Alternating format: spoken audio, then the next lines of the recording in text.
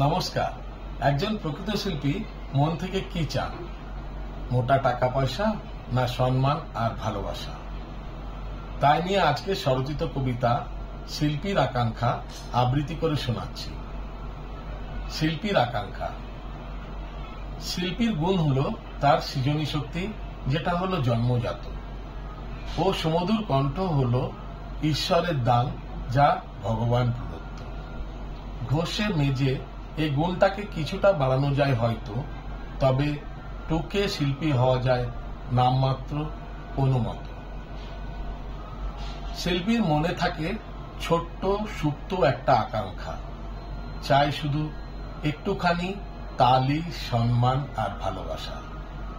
পরোয়া করেন না তারা সবসময় টাকা পয়সা, শুধু রাখেন মনে বিশ্বাস, সাধনা ও ঈশ্বরের উপর ভরসা। শিল্পীর কণ্ঠ যে কোনো জাত, ধর্ম বা প্রান্তের উপরে।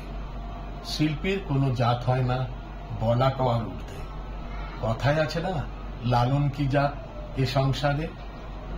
প্রকৃত শিল্পীর পরিবেশন হলো ধরা ছোঁয়ার বাইরে।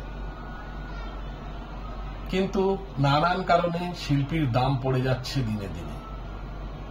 আধুনিক বাবা মারা চান না কেউ শিল্পী হোক জীবনে। কেই বা বড় শিল্পী হয়েছেন শর্টকাটে বা একদিনে। অক্লান্ত পরিশ্রম থাকে যে কোনো শিল্পীর সফলতার পিছনে। বাজারে লেখাপড়া ছাড়া গুণের তেমন কদর নেই। শিল্পীর সব পরিবেশনে যে হিট হবে তাও জরুরি নয়। তাই লজ্জা ছেড়ে লড়ে বাঁচতে হবে শিল্পীকে রীতিমতো। সফলতা পেতে শিল্পীকে সাধনা চালাতে হবে অবিরত।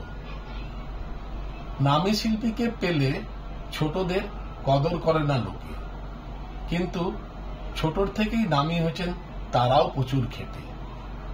তাই থাকা উচিত বাজারে শিল্পীদের মধ্যে ভদ্র রেশারেশি।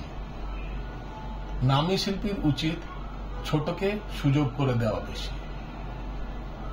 আর অল্প জেনে, দম্ভে বা অবহেলায় পতিত হন শিল্পী।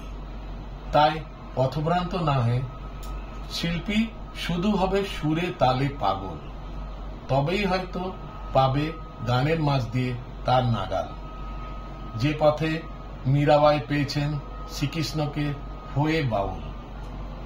আর মন থেকে না ভালোবাসলে কখনো শিল্পী হওয়া যায় না। আসলে সুরের যে কোনোদিন কোনো ভাষা হয় না। ধন্যবাদ। বিনীত দুর্গা দাস।